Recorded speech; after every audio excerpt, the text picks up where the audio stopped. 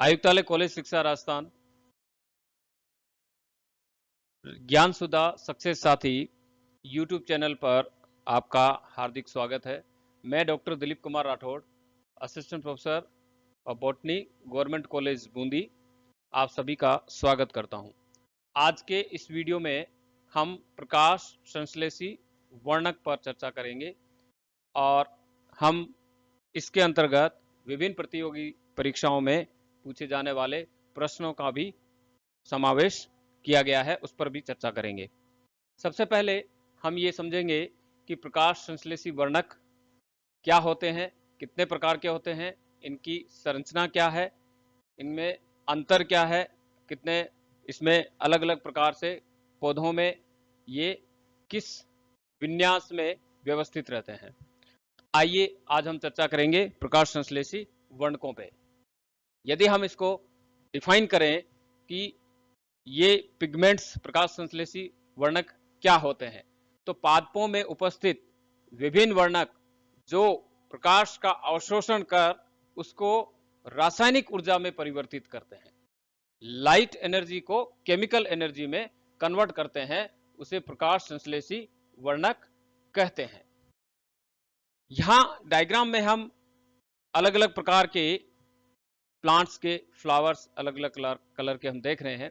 हम अपने चारों तरफ देखते हैं विभिन्न प्रकार के फ्लावर्स के कलर देखते हैं। लीफ के कलर हम हायर प्लांट्स में देखते हैं, अधिकतर ग्रीन कलर की दिखाई दे रही है। हम तालाबों में देखते हैं जिसे हम खांजी कहते हैं या हम शैवाल कहते हैं, इनमें हमें कोई ग्रीन, कोई डार्क ग्रीन, ठीक है। तो ये सब जो कलर्स होते हैं, इनके लिए जो रेस्पॉन्सिबल होते हैं वो होते हैं ये वर्णक। तो वर्णक कोई एक प्रकार का नहीं होता है, तो इनका काम ये होता है कि लाइट एनर्जी को ट्रैप करना और इसको केमिकल एनर्जी में कन्वर्ट करना, और वही केमिकल एनर्जी जो कार्बन डाइऑक्साइड को भोजन में रिड्यूस करने में काम आती है। तो बहुत ही महत्वपूर्ण कड़ी है ये पिगमेंट्स। इन पिगमेंट्स की स्ट्रक्चर, इनका अरेंजमेंट, इनका संगठन, वो इस बात पर निर्भर करता है कि वो प्लांट ऑटोट्रोफिक कंडीशन में कैसे ये रह सकता है और अपने आप को एग्जिस्ट करता है, वो सर्वाइव करवाता है। तो इसकी सबसे पहले हम देखते हैं कि लाइट का एक अल्टीमेट जो सोर्स है वो है प्रकाश। इसमें एनर्जी का जो अल्टीमेट सोर्स है वो है, हम प्रकाश में देखते हैं कि वो सन होता है।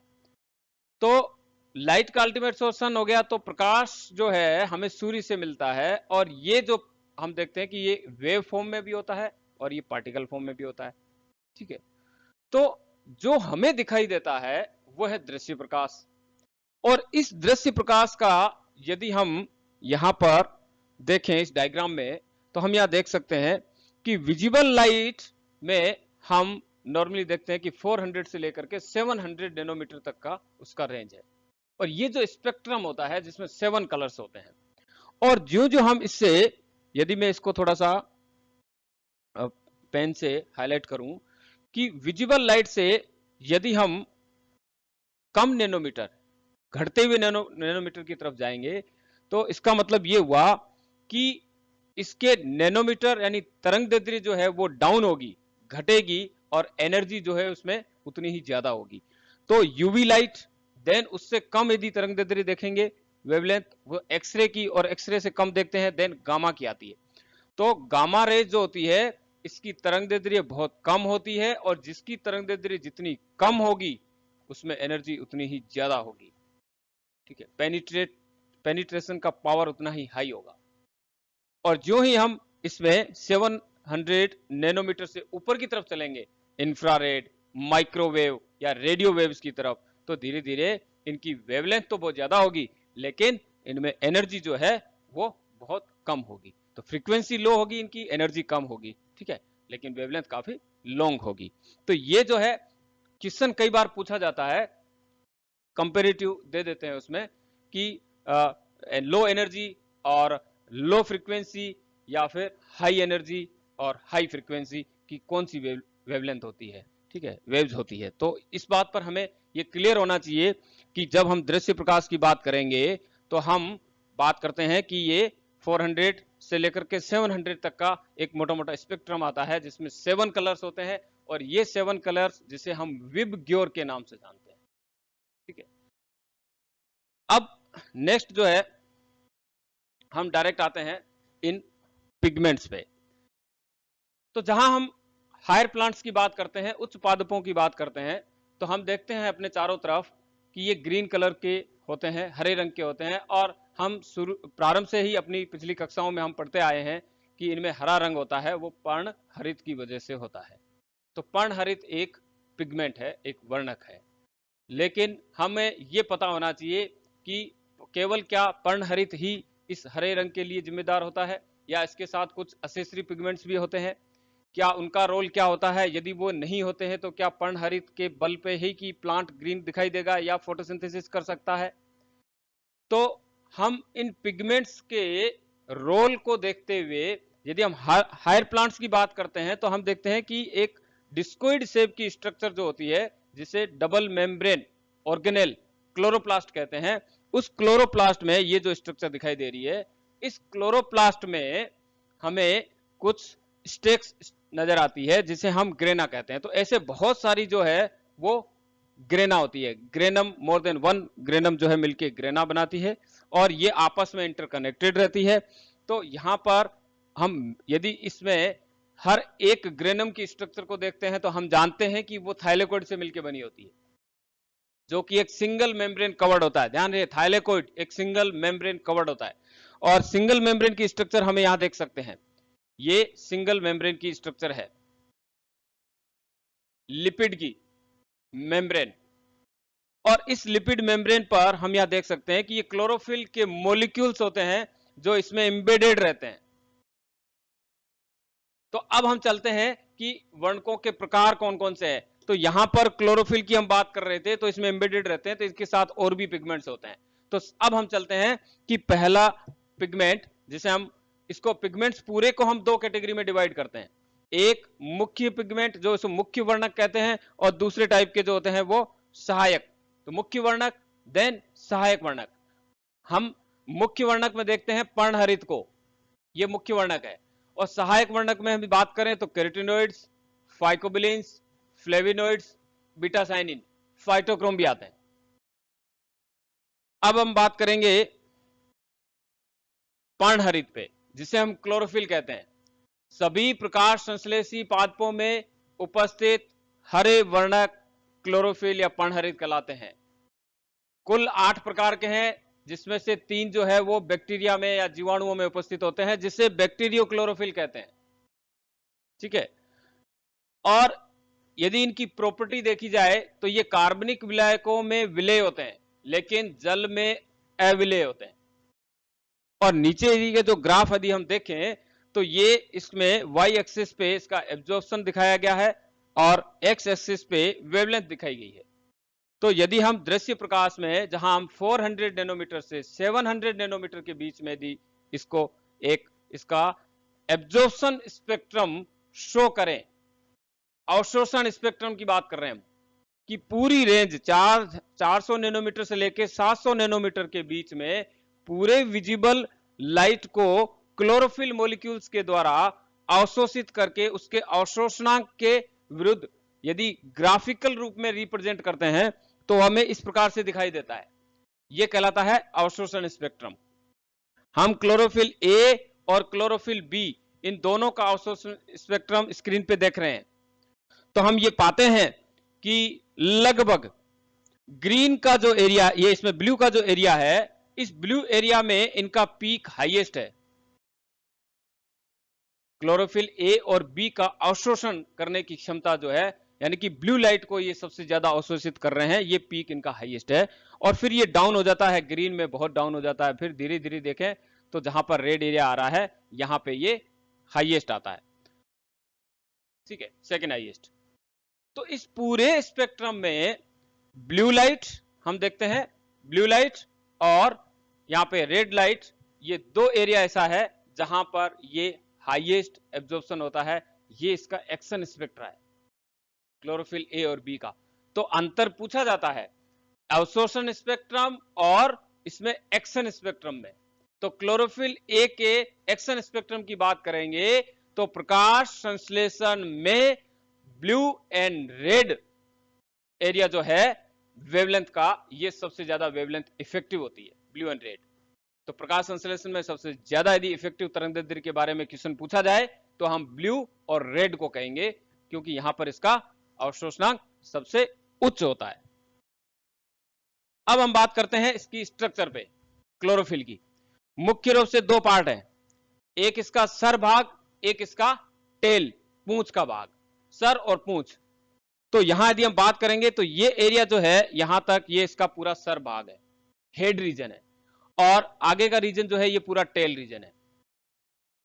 और इस हेड रीजन को हम कहते हैं पोरफायरिन, और इसका जो टेल रीजन जो है, इस टेल रीजन को कहते हैं फाइटोल। तो पोरफायरिन भाग जो है पायरोल की 4 रिंग है, ये मिलकर के एक चक्रीय संरचना बनाता है, बहुत इंपॉर्टेंट है। पायरोल देखिए आप, पायरोल की फर्स्ट, पायरोल की second ring, third ring and इसकी 4 रिंग। ये चारों रिंग जो है, जिसमें पायरोल, पायरोल में देखिए एन होता है, नाइट्रोजन, और ये 4 जो है ये चक्रिक संरचना बना रहे हैं, और इसके बीच में कौन क्या उपस्थित है, मैग्नीशियम आयन, बहुत इंपॉर्टेंट है। मैग्नीशियम आयन है, 4 पायरोल की रिंग है। क्वेश्चन पूछे जाते हैं एक एक इसमें स्ट्रक्चर पे, अधिकतर बायोकेमिस्ट्री से संबंधित, फोटोसिंथेसिस में क्वेश्चन आते हैं। तो पोरफायरिन जो भाग है वो पायरोल की रिंग से बना हुआ है, 4 पायरोल की रिंग होती है, चारों ही चक्रिक संरचना में होती है, साइक्लिक होती है, और बीच में मैग्नीशियम उपस्थित होता है। यह है इसका हेड रीजन। और जो टेल रीजन होता है ये 20 कार्बन की एक लंबी श्रृंखला होती है, स्ट्रेट चेन होती है, और ये पायरोल के 7वें कार्बन से जुड़ी हुई होती है। तो कार्बन देखिए आप, यदि कार्बन की संख्या यदि आप नोट करेंगे तो यहां पर 1, यहां पे 2, ये 3, ऐसे ही इसमें 4, यहां पे 5, ये 6, और यहां पे देखेंगे तो ये 7 और देन 8, ये लिखे हुए थी आप देखेंगे। तो 7 नंबर जो कार्बन है, इस कार्बन से 20 कार्बन की एक चेन जुड़ी हुई है, और ये चेन जो है ये कहलाती है फाइटोल चेन। और ये कार्बोक्सिल जो ग्रुप है यहाँ का, ये कार्बोक्सिल ग्रुप है, इस कार्बोक्सिल ग्रुप से एस्ट्रीकरण के द्वारा जुड़ी हुई है, एस्ट्रिफिकेशन होता है, ठीक है। तो 20 कार्बन है, इसका मतलब आइसोप्रीन की 4 यूनिट होती है जो मिलकर के इस चेन को बनाती है। यही चेन इसकी प्रॉपर्टी का निर्धारण करती है कि ये कार्बनिक विलायक में विलयशील होगी, विलय होगी या अविलय होगी, ठीक है। अब हम चलते हैं नेक्स्ट इसमें, क्योंकि ये बड़ा इंपॉर्टेंट है, इसमें टाइप्स जो है कि इनमें फर्क क्या होता है, क्लोरोफिल ए में क्या अंतर है, बी में क्या अंतर है, इस पे भी कई क्वेश्चन आते हैं, आगे भी हम देखेंगे इसमें। क्लोरोफिल ए एक यूनिवर्सल पिगमेंट है, पहला टाइप हम देख रहे हैं क्लोरोफिल ए, यूनिवर्सल पिगमेंट के नाम से जाना जाता है। तो जितने भी फोटोसिंथेटिक ऑक्सीजन इवोल्विंग ऑर्गेनिज्म है, प्लांट्स है, जिसमें एल्गी भी आ गई, एल्गी में भी साइनोबैक्टीरिया भी आ गए जिसे हम ब्लू ग्रीन एल्गी कहते हैं, ये सभी क्लोरोफिल ए इनमें पाया जाता है। और जिसमें क्लोरोफिल ए है तो इसका मतलब ऑक्सीजन इवोल्विंग फोटोसिंथेटिक ऑर्गेनिज्म है, और इसे यूनिवर्सल पिगमेंट कहते हैं क्योंकि सभी में ही होता है, ये तो होता ही होता है, इसलिए इसको यूनिवर्सल कहते हैं। हाँ, बैक्टीरिया के अंदर यदि हम देखेंगे तो वहां बैक्टीरियो क्लोरोफिल है, तो बैक्टीरियो क्लोरोफिल जो है वो फिर वहां पर ऑक्सीजन इवोल्व नहीं होती है, H2O नहीं होता वहां पे, H2S होता है। तो हम बात कर रहे हैं यहाँ पे क्लोरोफिल ए यूनिवर्सल पिगमेंट है, फॉर्मूला है स्क्रीन पे देख रहे हैं यहाँ पे, carbon 55, hydrogen 72, oxygen 5, nitrogen 4 and magnesium ion. 4 nitrogen है, 4 पायरोल है, मैग्नीशियम उसके बीच में है, और देन ये इसका मूलानुपाती सूत्र है। और इसकी जो तरंगदैर्ध्य का जो अवशोषण है वो 430 नैनोमीटर से इसमें 664 नैनोमीटर तक। अब हम बात कर रहे हैं, क्योंकि हमने ये जो पहला डायग्राम देखा था, ये स्ट्रक्चर जो है क्लोरोफिल ए की है, तो मैं इसको एक बार मिटा देता हूं ताकि हम इसको अगेन इसकी स्ट्रक्चर को समझ सकेंगे।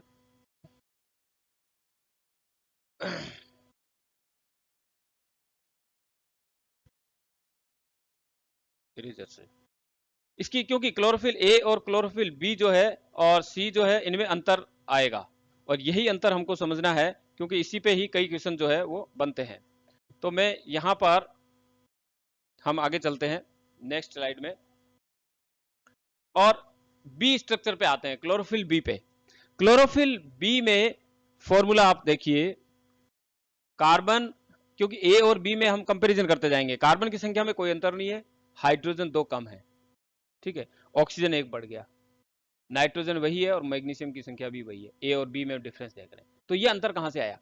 डिफरेंस है क्लोरोफिल ए की रिंग सेकेंड पर उपस्थित मेथिल ग्रुप CH3 के स्थान पर एल्डिहाइड ग्रुप CHO समूह उपस्थित है।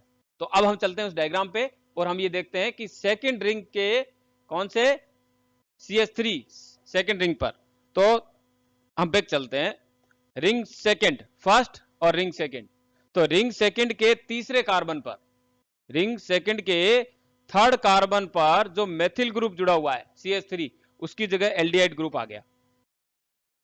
यदि यह चेंज होता है तो ये क्लोरोफिल बी में कन्वर्ट हो जाता है।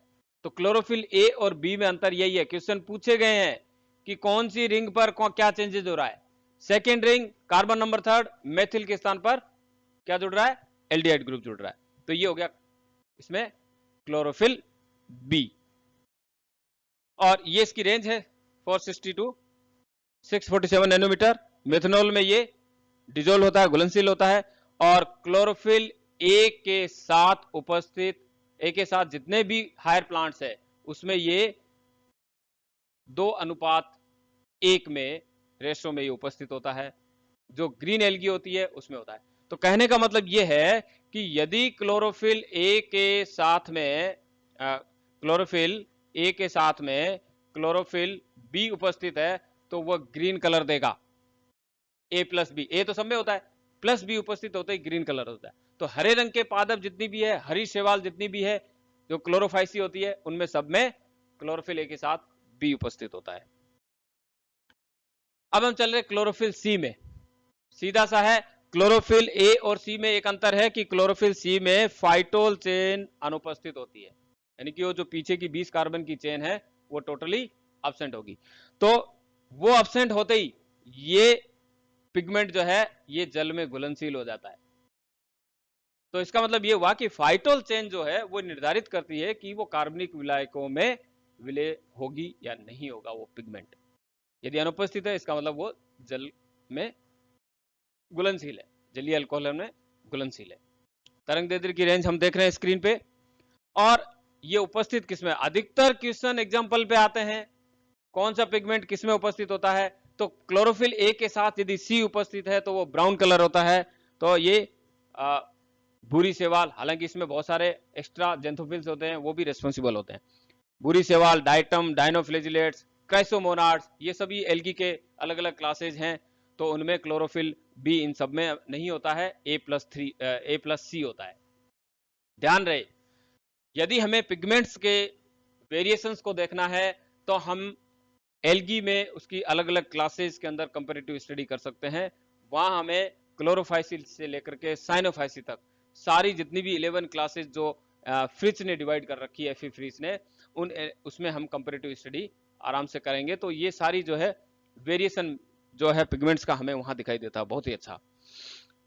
अब आते हैं नेक्स्ट क्लोरोफिल डी में। क्लोरोफिल ए और डी में जो अंतर है वो हम क्लियर देख लेते हैं। पूरा ए के समान ही होता है, लेकिन क्लोरोफिल ए की रिंग फर्स्ट पर उपस्थित CH2 के स्थान पर क्या आ जाता है? विनाइल ग्रुप OCHO समूह उपस्थित हो जाता है।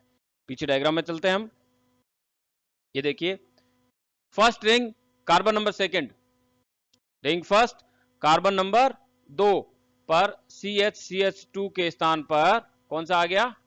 ये ग्रुप आ गया। तो ये कन्वर्ट हो जाता है, ये कौन सा? क्लोरोफिल डी हो जाता है। बाकी एज इट इज सेम है, फाइटोल भी उपस्थित होती है, ठीक है। तो ये हो गया क्लोरोफिल ए और डी में अंतर। अब यहां पर ए के साथ में डी उपस्थित होता है तो ये रेड कलर के लिए रिस्पॉन्सिबल होते हैं। तो जितनी लाल शैवाल जो है रोडोफाइसी के मेंबर्स होते हैं उनमें ये क्लोरोफिल डी उपस्थित होता है, और रेंज जो है इसकी वो तरंगदैर्ध्य 455 से 696 नैनोमीटर तक रेंज है इसकी। क्लोरोफिल ई जो है, जिसमें जेंथोफाइसी के मेंबर वोकेरिया हेमाटा में ये कुछ सेवालों में उपस्थित होता है। मिथाइल अल्कोहल में ये घुलनशील होते हैं। इसका अवशोषण वर्णक्रम वो प्रकाश के लाल और नीली तरंगदैर्ध्य का हाईएस्ट या उच्चतम अवशोषण होता है। तो थाइलेकोइड की मेम्ब्रेन में क्लोरोफिल और प्रोटीन के अणुओं का समूहन, एसोसिएशन से पर्याप्त ऊर्जा का स्थानांतरण एवं मुक्त क्लोरोफिल की तुलना में जो समूहन है, ये जो ग्रुप बना हुआ है, एक समूह बना हुआ है, इससे ऑक्सीजन से क्रिया करके मुक्त मूलक ऑक्सीजन बनने से रोकने का कार्य करते हैं। बहुत ही अच्छा एग्जाम्पल है, क्वेश्चन कई बार पूछे जाते हैं। यहां पर हम देख रहे हैं एक एसोसिएशन। तो क्लोरोफिल मॉलिक्यूल अकेले कभी भी लाइट को ट्रैप नहीं कर सकते। यदि लाइट डायरेक्ट क्लोरोफिल मॉलिक्यूल पे आ गई तो क्लोरोफिल नष्ट हो जाएंगे। इसके लिए क्लोरोफिल के साथ में दूसरे एसेसरी पिगमेंट्स होते हैं, वो भी इसके चारों तरफ एक प्रोटेक्शन की लेयर बनाते हैं। तो ध्यान रहे, मैं पहले बात कर रहा हूं कि सेंटर में जहां हम कह रहे हैं कि यहां पर रिएक्शन सेंटर है, हम पढ़ते हैं रिएक्शन सेंटर के बारे में। क्लोरोफिल मॉलिक्यूल से मिलकर बने होते हैं, दो से इसमें 6 क्लोरोफिल मॉलिक्यूल होते हैं जो रिएक्शन सेंटर को बनाते हैं। रिएक्शन सेंटर हम किसे कहेंगे? जहां पर लाइट एनर्जी केमिकल एनर्जी में कन्वर्ट होती है।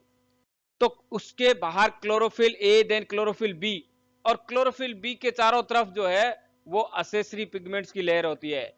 इसका मतलब ये हुआ कि जो प्रकाश आता है सन से, उसको सबसे पहले ट्रैप करने का काम जो है वो एसेसरी पिगमेंट करते हैं, कैरोटिनॉइड्स करते हैं, और बाद में वो ट्रांसफर करते हैं कहां? अंदर की तरफ क्लोरोफिल मॉलिक्यूल को।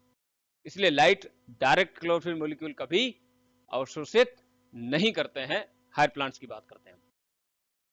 अब क्लोरोफिल और प्रोटीन के अणुओं का जो समूह यहां बताया गया है कि ये प्रोटीन और क्लोरोफिल दोनों मिलकर के एक ऐसा एनवायरनमेंट क्रिएट करते हैं, टाइटली पैक्ड हो जाते हैं, कि जो एनर्जी क्लोरोफिल मॉलिक्यूल इतने आपस में ये टाइटली पैक्ड होते हैं कि जो एंटीना कॉम्प्लेक्स बनाते हैं ये, जिसमें ये लाइट जो है वो ट्रांसफर होकर के रिएक्शन सेंटर तक जाती है। मैं इसको डायग्राम बना रहा हूं थोड़ा सा, जिसमें यदि हम समझ सकते हैं कि यदि एनर्जी जो है वो ट्रांसफर होती है, या यहाँ पर यदि रिएक्शन सेंटर है, मैं यहाँ पे रिएक्शन सेंटर बना रहा हूँ, ये लास्ट में जहां पर एनर्जी लाइट जो है वो वेवलेंथ आनी है, और इसके चारों तरफ लेयर्स है बहुत सारी, ये जेंथोफिल की, इसमें कैरोटिनॉइड्स की। तो लाइट जो आएगी तो यहाँ से ट्रांसफर होती हुई एक मॉलिक्यूल से दूसरे मॉलिक्यूल में आएगी। तो यहाँ से जब ये लाइट ट्रांसफर होती हुई एक से दूसरी जगह आएगी, तो यहाँ पे मैं थोड़ा सा कलर चेंज करके इसमें बताने की कोशिश कर रहा हूं कि जब यहां से ट्रांसफर होकर के यहां आएगी, तो जब भी कभी एक मॉलिक्यूल से दूसरे मॉलिक्यूल में या एक लेवल से दूसरे लेवल पे लाइट ट्रांसफर होगी तो उसमें ऊर्जा का ह्रास होता है, ये हम पढ़ते आए हैं। तो यहां पर एसोसिएशन इतना टाइट होता है कि यहां पर एनर्जी लॉस्ट नहीं होती, और ये एनर्जी जो है यहां से ट्रांसफर होती हुई और एंड में जाकर के ये एफिशिएंटली एनर्जी ट्रांसफॉर्मेशन होता है, रिएक्शन सेंटर तक आता है। तो यहां पर प्रोटीन के जो अणु है वो भी इसके साथ जुड़े रहते हैं, तो मिलकर के एक मजबूत एसोसिएशन बनाते हैं। और यदि ये एसोसिएशन नहीं हो तो ये क्या करेगा? लाइट ऑक्सीजन जो होती है इवोल्व, उस ऑक्सीजन को तोड़ करके एक फ्री रेडिकल ऑक्सीजन बनाती है, और ये फ्री रेडिकल ऑक्सीजन क्या करेंगे? इन क्लोरोफिल मॉलिक्यूल का फोटो ऑक्सीडेशन कर देंगे, प्रकाशीय ऑक्सीकरण। इसलिए इस फ्री रेडिकल ऑक्सीजन बनने से रोकने का काम जो है वो ये एसोसिएशन करता है। ये बहुत इंपॉर्टेंट है, और इसमें एक एंजाइम काम आता है, इसके बारे में जनरली क्वेश्चन पूछा जाता है। वो एंजाइम होता है एसओडी एंजाइम, ठीक है, super oxide dismutase enzyme. Super oxide dismutase enzyme, पहली बात तो इसको बनने से रोका जाए, ऑक्सीजन मुक्त मूलक बनने से रोकने का काम ये एसोसिएशन करता है। बाई चांस ऑक्सीजन की कॉन्सेंट्रेशन हाई है, लाइट है, ऑक्सीजन के मुक्त मूलक बन गए, तो उनको आफ्टर इसको एनर्जी को ट्रैप करने के बाद में ये एसओडी एंजाइम जो होता है वो उसको कन्वर्ट करता है H2O2, और वो बाद में H2 में कन्वर्ट हो जाता है। तो सुपर ऑक्साइड डिसम्यूटेज एंजाइम जो है फोटो ऑक्सीडेशन होने से बचाने का काम करते हैं क्लोरोफिल को। अब कई क्वेश्चन जो है प्रतियोगी परीक्षाओं में पूछे गए हैं, जैसे main difference between chlorophyll A and chlorophyll B. तो हमने देखा था टेट्रापायरोल में सेकंड पायरोल रिंग जो है, जिसके थर्ड कार्बन पर CH3 के स्थान पर क्या था? एल्डिहाइड ग्रुप था। यही ए और बी में फर्क था। तो हम ये पहला ऑप्शन देख रहे हैं कि CH3 of chlorophyll A is replaced by CHO in chlorophyll B. अगले ऑप्शन देख लो, chlorophyll A is a linear, बिल्कुल नहीं होता, लीनियर तो है ही नहीं, वो साइक्लिक होता है, तो ये भी कैंसिल हो गया। क्लोरोफिल हैज नो मैग्नीशियम, नहीं, मैग्नीशियम होता है। तो कभी भी हम प्रश्न जो है वो हमको पूरा पढ़ना है, ऑप्शन सारे देखने हैं उसके, ठीक है। तो हमने देख लिया, नहीं, इसका आंसर जो है वो पहला राइट है। ऐसे ही अगला क्वेश्चन है, red tide refer to bloom of algae that colour the water red. तो मराइन में जो रेड कलर होता है, तो कौन सी एल्गी जो होती है उसमें होता है, तो ये एल्गी जो है इसका मेंबर कौन सा है, साइनोफाइसी के हैं, डायनोफाइसी है, रोडोफाइसी या बेसिलोफाइसी, रोडोफाइसी। यानी कि कॉम्बिनेशन क्या है, क्लोरोफिल ए के साथ में क्लोरोफिल डी, ए प्लस डी, रोडोफाइसी। तो ये जो है क्वेश्चन पूछे जाते हैं प्रतियोगी परीक्षाओं में। नेक्स्ट जो है वो है सहायक वर्णक, ये बड़े इंपॉर्टेंट है, असेसरी पिगमेंट है जो कि सहायक होते हैं मेन पिगमेंट के, क्लोरोफिल के। जो एक लार्ज कैटेगरी है वो है येलो ऑरेंज फैमिली के नाम से जानते हैं, इसे कहते हैं कैरोटीनॉइड्स। और ये कैरोटीनॉइड जो होते हैं कैरोटीन्स और जेंथोफिल से मिलकर बने होते हैं। तो लिपोइड, यौगिक और आइसोप्रीन की 8 यूनिट्स मिलकर के इसको बनाती है। अधिकतर पादपों के हरित लवकों में या वर्ण की लवकों में ये उपस्थित होते हैं। जल में विलय होते हैं, क्लोरोफिल के ऑपोजिट है, वसा और कार्बनिक विलायकों में ये जल में अविलय होते हैं और वसा और कार्बनिक विलायकों में विलयशील होते हैं। तो सेम टू इसमें क्लोरोफिल मॉलिक्यूल के। तो इसमें अब हम देखते हैं मेन कंपोजिशन जो है, क्योंकि येलो ऑरेंज फैमिली के नाम से है, तो यहां पर कैरोटीन को अलग से देखते हैं और जेंथोफिल को अलग से देखते हैं, क्योंकि दोनों का ही ये आपस में इंटरकन्वर्जन भी होता है। तो अब हम देखते हैं, सबसे पहले हम कैरोटीन्स की बात करते हैं, तो ये कहलाते हैं ऑरेंज या रेड ऑरेंज पिगमेंट्स के नाम से, ऑरेंज या रेड ऑरेंज पिगमेंट के नाम से। और ये केवल हाइड्रोजन और कार्बन से ही बने होते हैं, इसीलिए इन्हें हाइड्रोजन कैरोटीनॉइड भी कहा जाता है, हाइड्रोजन कैरोटीनॉइड्स भी कहा जाता है। तो फॉर्मूला देख लेते हैं, ये है C40 और H56, हाइड्रोजन 56 होते हैं। यदि हम इसके टाइप्स देखें तो alpha carotene, beta carotene, gamma, then lycopene. Question आते हैं इसमें अल्फा कैरोटीन, इसमें बीटा कैरोटीन, अल्फा कैरोटीन। तो अल्फा कैरोटीन जिसके दोनों एंड्स जो होते हैं साइक्लिक होते हैं, आगे हम स्ट्रक्चर में देखेंगे। बीटा कैरोटीन जो है ये प्लांट्स में मुख्यतः पाई जाती है, हम गाजर में भी देखते हैं, गाजर में जो है बीटा कैरोटीन होता है। गोल्डन राइस की बात करते हैं तो उसमें बीटा कैरोटीन की मात्रा ज्यादा होती है। तो यहाँ पर दोनों सिरे जो होते हैं, इसके दोनों एंड जो होते हैं, जो रिंग होती है, दोनों में साइक्लिक होती है। ऐसे ही इसमें हम गामा कैरोटीन की बात करते हैं तो यहाँ पर एक एंड पर साइक्लिक होती है, और ये जितने भी जो ग्रीन फोटोसिंथेटिक बैक्टीरिया जो होते हैं उनमें ये उपस्थित होते हैं। और लाइकोपिन जो है ये मोस्ट कॉमन है, हम जानते हैं टमाटर का लाल रंग, मिर्च में लाल रंग, ये सब लाइकोपिन की वजह से होता है। और यहाँ पर 6 कार्बन की दोनों ही सिरों पर ओपन रिंग होती है ना, तो वलय जो होती है वो ओपन हो जाती है। तो यहाँ पे हम पहले देख रहे हैं कैरोटीन्स की स्ट्रक्चर, इसको हमें ध्यान रखना है। हम अल्फा कैरोटीन की बात कर रहे थे, दोनों एंड जो है साइक्लिक है, देख लीजिए। इसमें आप यदि हम देखेंगे तो बीचों बीच इसके 10 ऑपोजिट स्ट्रक्चर है, आप देख लीजिए, आधा इधर पोर्शन और ये दोनों एक दूसरे का मिरर है, ऑपोजिट सेम है, उल्टा कर दो। तो ये हमको ध्यान रखना है। तो यहां पर इन दोनों में कोई अंतर नहीं है, सेम रिंग, इधर की रिंग और इस रिंग में कोई अंतर नहीं है। लेकिन जो हम बीटा कैरोटीन की बात करेंगे तो यहां पर एक डिफरेंस बॉन्ड का हमें दिखाई देगा, वो बॉन्ड ये है, आप देखिए यहां पर जो बॉन्ड है, तो बॉन्ड यहां होना चाहिए था, उसकी जगह यहां आ रहा है।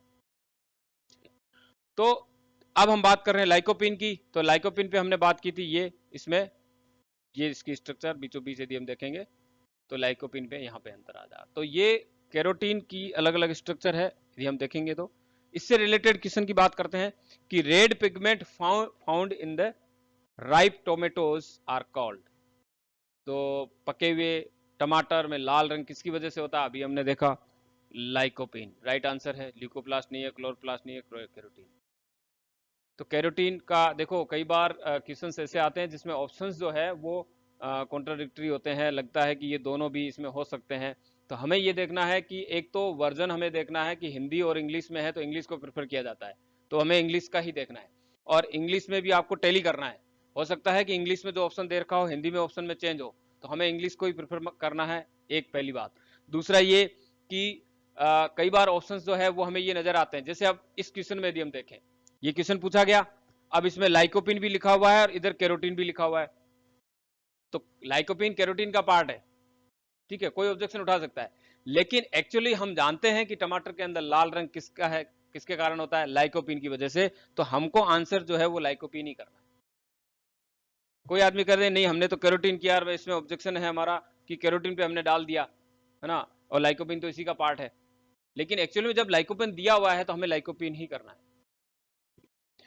ऐसे ही गोल्डन राइस की बात जैसे हमने अभी की कि गोल्डन राइस में सबसे ज्यादा क्या होता है, बीटा कैरोटीन होता है उसमें, ठीक है, बाकी हमें नहीं देखना है, जेंथोफिल नहीं होता, एंथोसाइनिन नहीं होता, ऑल ऑफ द अबव, सबसे ज्यादा बीटा कैरोटीन होता है।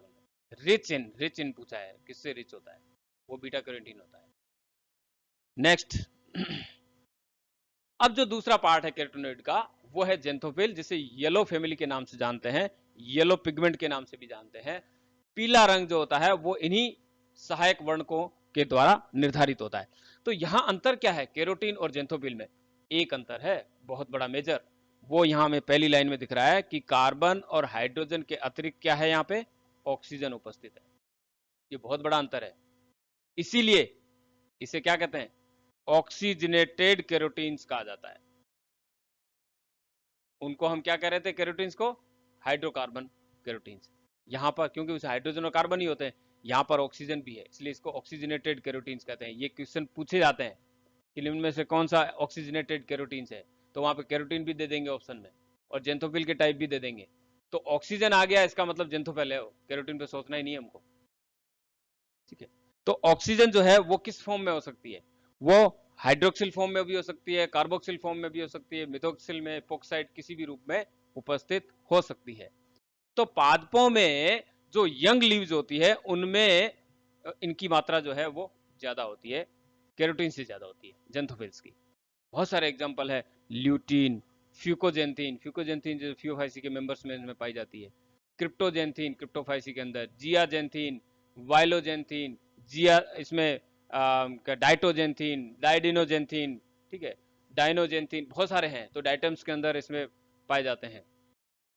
तो अब क्या है कि कैरोटीन जिसमें केवल हाइड्रोजन और कार्बन होता है, यदि उस कैरोटीन पर हाइड्रोक्सिल ग्रुप जोड़ दिया जाए तो क्या वो जेंथोफिल में कन्वर्ट हो जाएगा, बिल्कुल हो जाएगा। नीचे यदि हम देखें कि अल्फा कैरोटीन का यदि हाइड्रोक्सिलेशन कर दिया जाए, हाइड्रोक्सिल ग्रुप यदि अटैच कर दिया जाए तो ये ल्यूटीन में कन्वर्ट होता है जो कि एक जेंथोफिल है। बीटा कैरोटीन का यदि इसमें हाइड्रोक्सिलेशन कर दिया जाए, OH ग्रुप अटैच कर दिए जाए, तो ये जियाजेंथिन में कन्वर्ट हो जाता है। तो कैरोटीन जेंथोफिल में कन्वर्ट हो जाते हैं, और ये जेंथोफिल से यदि ऑक्सीजन निकल जाए तो ये कैरोटीन में कन्वर्ट हो जाते हैं। तो ये हम स्ट्रक्चर जो है यहां पर देख रहे हैं, यहां पर जेंथोफिल्स की जियाजेंथिन, ल्यूटीन और वाइलोजेंथिन। तो ल्यूटीन जो है वो अल्फा कैरोटीन से बना है, आप देखिए स्ट्रक्चर पूरी की पूरी वही सेम है अल्फा कैरोटीन वाली, अंतर कहां है, हाइड्रोक्सिल ग्रुप जो है वो जुड़े हुए हैं एक्स्ट्रा, जो अल्फा कैरोटीन पे एक्स्ट्रा दोनों एंड पे हाइड्रोक्सिल ग्रुप अटैच कर दिए जाएं तो ये ल्यूटीन में कन्वर्ट हो जाता है। ऐसे ही इसमें बीटा कैरोटीन जो है वो जियाजेंथिन में कन्वर्ट हो जाता है। तो अंतर वहां पर भी हाइड्रोक्सिल ग्रुप का है कि एक्स्ट्रा ऑक्सीजन जो है वो यहां पर अटैच हो गई है दोनों एंड पर। तो कैरोटीन और जेंथोफिल को ज्यादा यदि समझना है तो स्ट्रक्चर को समझना बहुत जरूरी होगा, क्योंकि उसमें यदि कोई अंतर पूछा जाता है तो हम आसानी से उसका आंसर दे सकते हैं, ठीक है। तो बीटा कैरोटीन जेंथोफिल में कन्वर्ट हो जाता है। अब ये आता है कि जेंथोफिल जेंथोफिल में आपस में कन्वर्ट होते हैं क्या, बिल्कुल होते हैं। वो हम यहां देखेंगे कि जियाजेंथिन जो है वो वाइलोजेंथिन में कन्वर्ट हो जाए, और वाइलोजेंथिन जो है वो जियाजेंथिन में कन्वर्ट हो जाए। ऐसा भी हो सकता है क्या, बिल्कुल हो सकता है। यदि ऑक्सीजन की मात्रा ज्यादा है तो वो ऑक्सीजन मुक्त मूलक बनकर के क्लोरोफिल को उसका फोटो ऑक्सीडेशन करे, उससे बचाने के लिए एक्स्ट्रा ऑक्सीजन को इपोक्सी ग्रुप के रूप में यहां अटैच कर लिया जाता है। देखिए आप एक्स्ट्रा ऑक्सीजन यहाँ पर अटैच नहीं है, देखिए यहाँ पे नहीं अटैच, खाली है। तो यदि हाइड्रोक्सिल ग्रुप दोनों एंड पे अटैच है ऑक्सीजन, और भी ऑक्सीजन है, तो इपोक्सी ग्रुप के रूप में यहाँ अटैच हो गई। यदि एक एंड पर अटैच है तो इसे कहते हैं एंथ्राजेंथिन, जो कि एक मध्यवर्ती होता है, और दूसरे एंड पे भी इपोक्सी ग्रुप जुड़ जाता है, तो ये कंप्लीटली कन्वर्ट हो जाता है, जो जियाजेंथिन है ये कन्वर्ट किस में हो जाएगा, वायलोजेंथिन में। ये जियाजेंथिन किस में कन्वर्ट हो गया, वायलोजेंथिन में। और यदि ये इपोक्सी ग्रुप दोनों से हट जाए तो ये वायलोजेंथिन किस में कन्वर्ट हो जाएंगे, जियाजेंथिन में। तो इपोक्सी ग्रुप का जुड़ना जो है वो इपोक्सीडेशन कहलाता है, और इपोक्सी ग्रुप का हटना जो है वो डी इपोक्सीडेशन कहलाता है। इपोक्सीडेशन देन डी इपोक्सीडेशन, ये अंतर है। तो इस पे क्वेश्चन आते हैं। तो अब इसमें फंक्शंस देख लेते हैं कैरोटीनॉइड के, कि प्रकाश संश्लेषण में इसका कार्य क्या है, कि प्रकाश का अवशोषण करना और क्लोरोफिल ए को स्थानांतरित करने का काम जो है वो जेंथोफिल का होता है। तो हमने कहा कि पहले जो लाइट को एब्जॉर्ब करने का काम जो है वो जेंथोफिल करते हैं, और फोटो ऑक्सीडेशन या प्रकाश ऑक्सीकरण से प्रोटेक्ट करने का काम जो है वो भी कैरोटीनॉइड्स का होता है। एक क्वेश्चन इसमें देख लेते हैं, जैसे पूछा गया एग्जाम में कि fucoxanthin pigment is found in, fucoxanthin xanthophyll का प्रकार है, जेंथोफिल है ये, और फ्यूकोजेंथिन किस में होता है, तो हम ध्यान दें कि फ्यूकोजेंथिन यानी कि येलो कलर, ठीक है। और हमने डिस्कस किया था कि यदि फ्यूकोजेंथिन उपस्थित होते हैं भूरी सेवालों में, तो यहाँ एल्गी की अलग अलग क्लासेज है। क्लोरोफाइसी ग्रीन एल्गी है, साइनोफाइसी ब्लू ग्रीन एल्गी है, रोडोफाइसी रेड कलर है, A+D होता है, और फियोफाइसी A+C, और साथ में जेंथोफिल फ्यूकोजेंथिन जो ब्राउन एल्गी है। तो इसका मतलब राइट आंसर जो है वो कौन सा है इसमें, फियोफाइसी, ठीक है। क्लोरोफाइसी में क्या होता है, ग्रीन कलर होता है, साइनोफाइसी में ब्लू ग्रीन होता है, रोडोफाइसी में रेड होता है, और फियोफाइसी में ब्राउन कलर। तो फ्यूकोजेंथिन जो है वही रेस्पॉन्सिबल होता है इस फियोफाइसी में ब्राउन कलर के लिए। तो राइट आंसर होगा इसका फियोफाइसी। अब नेक्स्ट जो है वो है फाइकोबिलिन्स।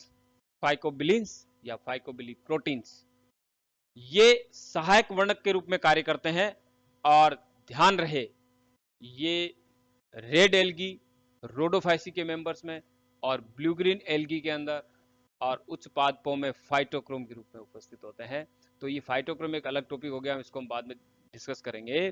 तो यहाँ पर फाइकोबिलिन्स जो है ये एक इतना पिगमेंट्स, एसेसरी पिगमेंट्स का ग्रुप है जो रेड एल्गी में ब्लू ग्रीन एल्गी में उपस्थित होते हैं। और स्ट्रक्चर देखिए, क्वेश्चन पूछे जाते हैं कि पाइरोल तो 4 ही होंगे, लेकिन सीधी और ओपन श्रृंखला होगी, स्ट्रेट चेन होगी, साइक्लिक नहीं होगी ये, है ना। तो यहां पर अंतर समझ लीजिए, फाइको यानी फाइकोस, सीवीड उसका मतलब होता है, जिसे हम समुद्री खरपतवार कहते हैं, एल्गी, फाइकोस। और एरिथ्रीन यानी कि एरिथ्रोसाइड से आया है रेड कलर, तो फाइको एरिथ्रीन यानी लाल रंग के होते हैं, और फाइकोसाइनिन, साइनिन यानी ब्लू, तो फाइकोसाइनिन ब्लू कलर का होता है। तो प्रकाश के प्राथमिक अवशोषक होते हैं ये, और ये अवशोषित प्रकाश को क्लोरोफिल ए को ट्रांसफर करने का काम करते हैं। दूसरा कि पौधे के विभिन्न अंगों की वृद्धि और परिवर्धन का प्रकाश सुग्राहित द्वारा नियंत्रण इसी फाइटोक्रोम के द्वारा होते हैं। तो फाइटोक्रोम का रोल जो है प्लांट के डेवलपमेंट में, उसकी ग्रोथ में होता है। तो यहाँ क्वेश्चन जो पूछे गए हैं पिछले एग्जाम में, जैसे कि which of the following pigments occurs in blue green algae, Cyanophyceae की बात कर रहा है, कौन से पिगमेंट होते हैं। हमने यहाँ ऑप्शन देखा फ्यूकोजेंथिन, फ्यूकोजेंथिन जेंथोफिल फियोफाइसी में होते हैं। वायलोजेंथिन, वायलोजेंथिन इसमें नहीं। फाइकोसाइनिन एंड फाइको एरिथ्रीन, यहां पर भी देखिए 2 ऑप्शन आ गए। ये दोनों ऑप्शन फाइकोसाइनिन फाइको एरिथ्रीन इसमें पूछे गए हैं, दोनों ही फाइकोबिलिन्स के पार्ट हैं। लेकिन ये ध्यान रहे कि ब्लू ग्रीन एल्गी की जब बात की जाती है तो सबसे ज्यादा मात्रा जो है फाइकोसाइनिन की होती है, तो हम यहाँ आंसर जो है फाइकोसाइनिन देंगे। और यदि मोस्ट ऑफ द ऐसा क्वेश्चन आना नहीं चाहिए कि इसमें दोनों ही ऑप्शन आपने डाल दिए, वैसे फाइकोसाइनिन की मात्रा ज्यादा होती है तो फाइकोसाइनिन देंगे, लेकिन फाइकोबिलिन से यदि ऑप्शन आता है तो हमको वही लेना है। ये क्वेश्चन मैंने इसलिए रखा था कि कई बार कंफ्यूजन क्रिएट करता है कि दोनों ही ऑप्शन इसमें आ गए। यदि ब्लू ग्रीन का रेफरेंस पूछ रहे हैं तो हमें यहाँ पर फाइकोसाइनिन डालना है। यदि यहाँ पर रोडोफाइसी का ऑप्शन आ जाता, पूछा जाता कि यहाँ ब्लू ग्रीन की जगह पर रोडोफाइसी, तो हम यहाँ पर फाइको एरिथ्रीन को प्रिफर करते। Which of the following include a prokaryotic and a eukaryotic alga each with phycobiliproteins? अब यहाँ पे नीचे जो दो ग्रुप दिए हुए हैं कि एक प्रोकैरियोटिक दिया है एक यूकैरियोटिक दिया है, एल्गी दे रखी है। अब इसमें एक हमको सेलेक्ट करना है कि किसमें जो है ये फाइकोबिलिन्स होते हैं। स्पाइरुलिना जो है ब्लू ग्रीन एल्गी और पायरोसिस्टिस जो है इन दोनों में। तो पायरोसिस्टिस जो है ये न तो रोडोफाइसी का मेंबर है न साइनोफाइसी का मेंबर है, तो ये ग्रुप नहीं होगा। दूसरा हम देखते हैं साइनोफाइसी का और वॉचेरिया का। साइनोफाइसी एनाबिना साइनोफाइसी का मेंबर है, वॉचेरिया जेंथोफाइसी का मेंबर है, तो जेंथोफाइसी में होता ही नहीं है, तो ये भी नहीं हुआ, ये ग्रुप भी नहीं हुआ और ये फर्स्ट भी नहीं हुआ। थर्ड की यदि हम बात करें ओलोसेरा ब्लू ग्रीन एल्गी है, बिल्कुल इसमें होगा, लेकिन ड्यूनेलिएला ये न तो रोडोफाइसी है न इसमें साइनोफाइसी का मेंबर है, ठीक है, ग्रीन एल्गी का पार्ट आ गया, तो ये भी नहीं है। तो यहाँ पर दूसरा ऑप्शन है नोस्टोक जो कि ब्लू ग्रीन एल्गी है, साइनोफाइसी है, और पोलीसाइफोनिया जो कि रेड एल्गी है। हम जानते हैं साइनोफाइसी और रोडोफाइसी दोनों में ही फाइकोबिलिन्स होते हैं, इसलिए ऑप्शन कौन सा हो गया, बी राइट हो गया। नेक्स्ट है फ्लेविनोइड्स। ये भी एसेसरी पिगमेंट होते हैं। हम अपने चारों तरफ देखते हैं अलग अलग कलर के फ्लावर्स होते हैं जो हमें दिखाई देते हैं, जिसमें पुष्प का दलीय भाग होता है, कई अलग अलग कलर के फ्लावर हैं, फ्रूट्स हैं, सहपत्र हैं, पत्तियां हैं। इन सब में जो कलर जो रिस्पॉन्सिबल होता है इनके लिए वो है एंथोसाइनिन पिगमेंट। क्वेश्चन आते हैं इसमें, ये फ्लेवोनोइड का एक पार्ट है, फ्लेवोनोइड एक बहुत बड़ा इसमें ग्रुप है, तो हम इसमें एंथोसाइनिन पे बात कर रहे हैं जिसपे क्वेश्चन पूछा जाता है। क्वेश्चन किस पे आते हैं, एंथोसाइनिन की प्रॉपर्टी पे क्वेश्चन पूछा जाता है जो कि क्लोरोफिल से रेसेसिव पिगमेंट से ऑपोजिट है। एंथोसाइनिन जल में घुलनशील होते हैं और यहाँ पर ये कहाँ पाए जाते हैं ये हमें देखना है, तो मैं इसमें कलर चेंज करके थोड़ा सा देखते हैं। पहला है डिफरेंस मेजर कि ये वाटर में इसमें डिजोल्व होते हैं। दूसरा ये कोशिका रस में उपस्थित होते हैं, सेल शेप में। सेल शेप कहाँ होता है, वैक्यूल में, रिक्तिकाओं में। तो अब आप सोचिए कि ये न तो क्लोरोप्लास्ट में है न भी थाइलेकोइड की मेम्ब्रेन में। तो पहले के जो पिगमेंट हमने पढ़े वो सारे कहाँ हैं, थाइलेकोइड की मेम्ब्रेन में, लेकिन ये पिगमेंट जो है ये होते हैं वैक्यूल के अंदर। तो पादपों में हम देखते हैं कि वैक्यूल्स बहुत बड़ी बड़ी होती है, जो उसकी की उसको बायोन्सी क्रिएट होती है इसी की वजह से, और उसके अंदर सेल शेप होता है, और इसी कोशिका रस में ये एंथोसाइनिन पाए जाते हैं। खास बात यह है कि ये पीएच के प्रति अत्यंत संवेदनशील होते हैं, पीएच चेंज, कलर चेंज। तो ये ध्यान रखना है, पीएच का इफेक्ट क्लोरोफिल पर उन पे नहीं होता, लेकिन यहाँ बहुत ज्यादा होता है। तो 475 से 560 तरंग-दैर्ध्य का अवशोषण होता है, और यहाँ पर क्लोरोफिल का जो एक्शन स्पेक्ट्रा होता है उसके जस्ट ऑपोजिट होता है। यहाँ पर नीली और लाल रंग की तरंग-दैर्ध्य का अवशोषण नहीं होता है। स्केलेटन देखेंगे तो यहाँ पर आपको C6, C3 और C6 ये स्केलेटन होता है, C6, C3, C6। ये फ्लेवोनोइड का है, हम मेजर ग्रुप में देखते हैं। कार्य क्या है, अल्ट्रावायलेट बी का अवशोषण कर पत्ती के आंतरिक भागों को सुरक्षा प्रदान करता है, और पादप को इसके अलग अलग रंग प्रदान करके कीटों को आकर्षित करने का कार्य जो है परागण के लिए वे यही एंथोसाइनिन करते हैं। बीटा साइनिन हम देखते हैं चुकंदर के अंदर, बोगेनवेलिया इनमें बीटा साइनिन जो है वो वर्णक उपस्थित होते हैं, और लाल रंग के लिए उत्तरदायी होते हैं, पीएच के प्रति ये भी बहुत संवेदनशील होते हैं। तो चीनोपोडियल्स और पोर्चुलिका कुल जो है एंजियोस्पर्म में, उनमें ये बीटा साइनिन पिगमेंट पाए जाते हैं।